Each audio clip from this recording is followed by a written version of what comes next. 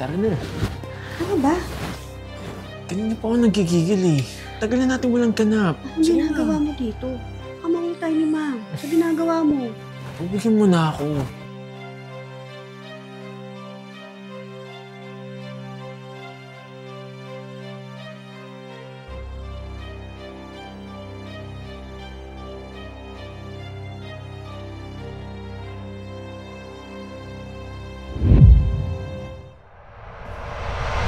Oo, kuya. Wala na si tatay. Hindi na kinaya nung katawan niya. Pagka-check namin kanina, wala na siyang buhay. Siguro mas mabuti na rin yun para makapagpahinga siya at hindi na siya mahirapan. Sige. Aasikasuhin ko na din yung dapat asikasuhin para sa burol niya.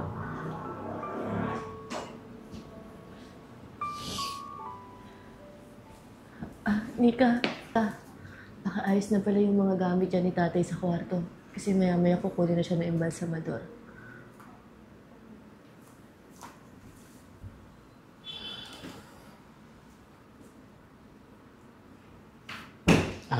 Mahal, maiwan muna kita ha. May asikasuhin ako sa garahe saglit. Sige.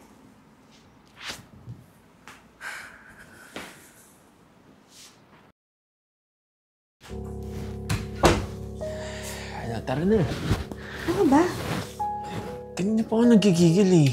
Tagal na natin walang ganap. Anong ginagawa mo dito? Kamangul tayo ni ma'am. Ako ba naman? Gigil na ako. Tagal na natin walang ganap po. Pagbigyan mo na ako. Dito ba talaga? Ayos nga yun eh. May audience tayo. Ay nako. Alam mo naman hindi ako komportable ng ganito eh. Tsaka gusto ko yung nakahiga. Oh. Walang problema. Baba natin yung patay na yan para mas komportable ka. Tara, samahan mo ako. Tulungan mo ako dito. Ha? Walang problema yan. Oh. Tapos!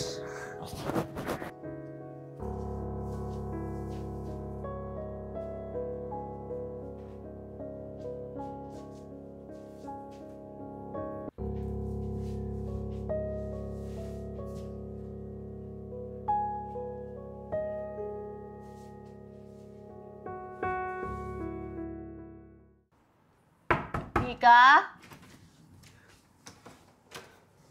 Kanina pa kita hinahanap. Tapos ka na ba dyan sa loob?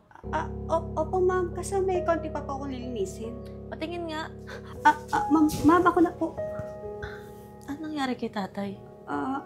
Ma'am, kasi po tinakpan ko po siya ng buo po. Kasi po sa probinsya po namin, ang kasabihan po kasi po, bago po dumating ang ambulansya, kailangan po kasi takpan yung ulo niya hanggang paa po. Para po hindi raw po umalis yung espiritu sa katawan niya at kung saan mapunta. Ganun ba? Okay. Sige, samahan mo muna ako sa labas. May ayusin pa tayo. Yes, ma'am.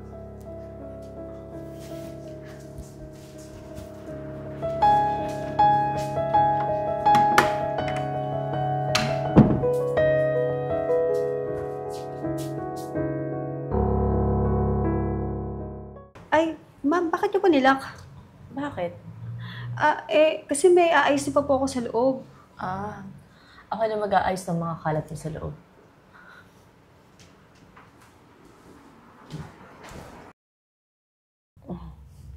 Sir, nandito na po pala kayo. Ito po yung bangkay ng tatay ko. Pakigilitan po yung leeg, ha? Ha? Gilitan? Tsaka po pala, request ko lang, sir, kung okay lang po, pakibalatan po yung tatay ko. Kasi gusto ko po pa-preserve yung balat niya. Uy! Mahal! Grabe ka naman! Walang iya ka? Sabi ko na nga ba eh. Akala mo ba hindi ko alam yung ginagawa niyong dalawa?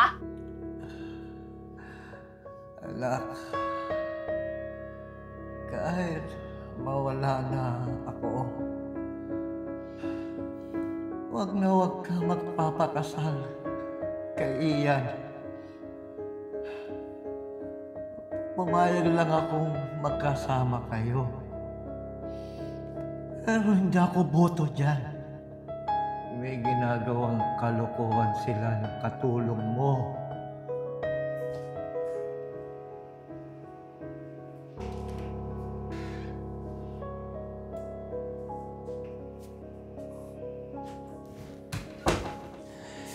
Tara na. Ano ba? Eh, ikaw naman kasi. Lagi mo inasikaso yung tatay mo may sakit. Wala ka nang problema sa akin. Gago ka ba? Malamang, tatay ko yun. Malis ka na nga dito. Malis kayong dalawa, isa may babae na yan. Kung ayaw mo, isunod ko kayong dalawa kay tatay. Ito na. Ito na.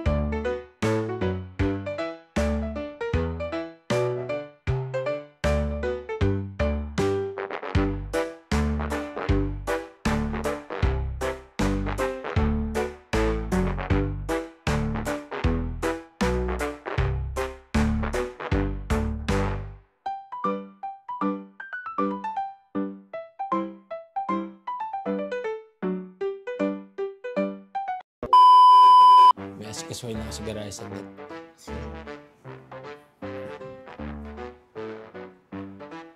Hindi dyan yung garahe doon. Yun ba? Yun ba? Utang na ako. Ayan, napakabobo!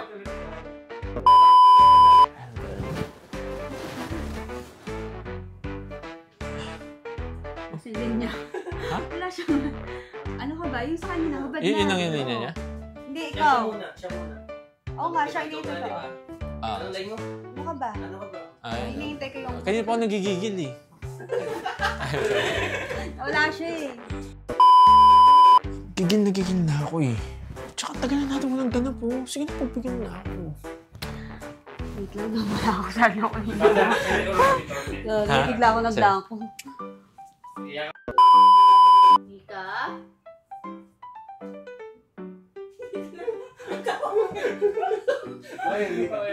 Nika ba sabihin? Nika!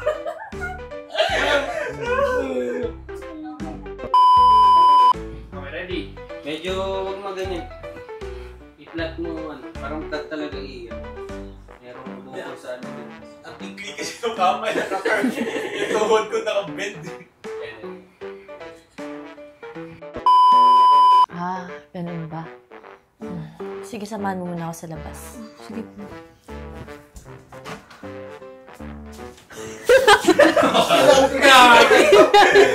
Tingnan ako sa siya. Kailangan kasama yun. Kailangan mo isarado yung pinto. Sir, nandito na po pala kayo. Ito po yung bangkay ng tatay ko. Pakigilitan po, Ano ba? Ano daw sabi? Pakigilitan naman talaga. Tsaka po pala, request ko po, kung okay lang po, pakibalatan po yung tatay ko para ma-preserve ko po yung balat niya. Uy! Mahal! Grabe ka naman ganyan. Walang iya ka. Sabi ko na nga ba eh. Alam mo, di ba, ako to rin natawa. Kasi, nanatawa ka. May ginagawa silang kalokohan ng katulong mo. Sorry. May ginagawa silang katulong. May ginagawa silang katulong. May ginagawa silang kalokohan. Okay, sorry. May ginagawa silang kalokohan. Puta, nag-rumble. Naparami sa katano eh, sa kusina. Ay, yun ang yung sabihin ko? Okay. Ginagawa silang kalokohan ng katulong. Okay. Okay, ready? Ba yan? Hindi ko mo ginagawa ng katulong. Okay, ready? Doon na lang, direct ha? May ginagawa silang kalokohan. Okay, 3, 2, 1, action! Tawa rin eh. Natawa din siya. Ginagawa katulong. Hindi mo mahihili ako. Bakit silang baby katulong? Okay, ready? Naririnig ko yung ano. Naririnig ko. Naririnig ko. Puta. Naririnig ko yung Ready, sige na tayo. Ready? And 3, 2, 1, action! Ang ina ni Albert po. Ang ina ni Albert po. Tama ko na. Hindi na ako sumatawag yan! Naririnig ko yung Pina. May naririnig ko yung ano eh. Naririnig ko. Narinig ko yung ano, yung buwelo eh. Yung buwelo. Iyak na ako. Nakakamulamon. Naririnig ko yung Pina. Aga, malapis na lang kaya ulit. Para ano. Maraming salamat po sa tagapanood po ng Tibon Manila. Kasama po ang Cellboy. Ako po si Alvin Teng. Muli po, pakisuportahan po ang Cellboy dahil bawat benta tulong po sa iba. Sa Tibon Manila, buhay ay masaya. Kasama ang bagata, wala kasi saya. Sa bawat tulog at galaw, magkasama tayong lahat. Tibon Manila, walang pag-aalilangan.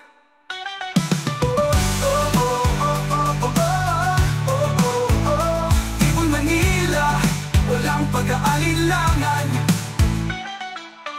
Sa ilalim ng mga bituin, tayo'y magkasama.